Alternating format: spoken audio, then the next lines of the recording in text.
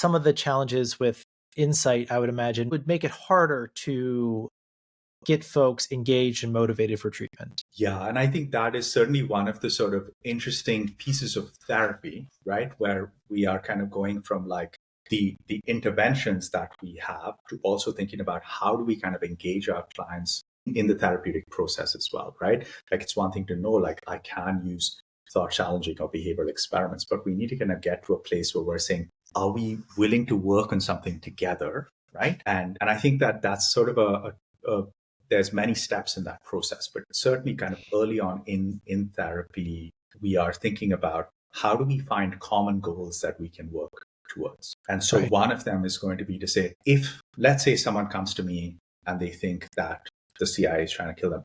And it's interesting as well, like, for me, we live in Canada, but the CIA features more prominently in delusions than CSIS does, I think. So I think it's just in the zeitgeist a little bit more. But let's say the person thinks like, there is an entity that is trying to kind of harm them. Right. And so the goal isn't for me to try to convince my client that their belief is wrong.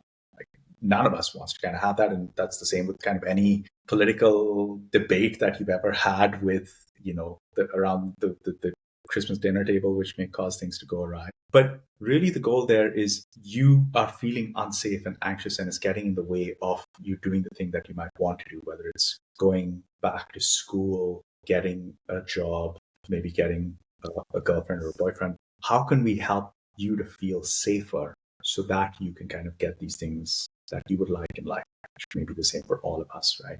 And so that can be the goal that we are wanting to work towards. It's how can we help you to feel safer?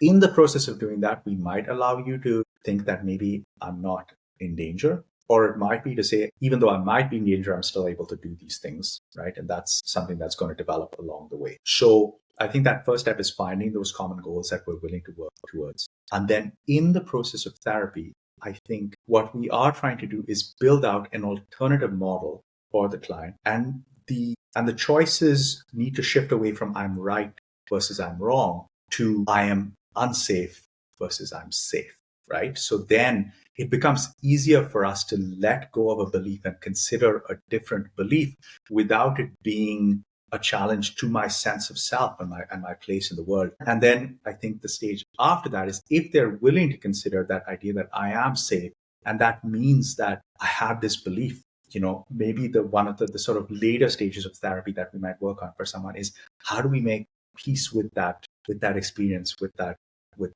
lost time, with that pain that they had to deal with. And sometimes I think that the common thread for all of those is that longitudinal formulation, that sense of like, look, you came by this honestly. This isn't something you chose. This is, again, like potentially, like say a manifestation of trauma for some people, not for everyone, but for some people. And if we can see through that lens, then, this is processing it just in a different way.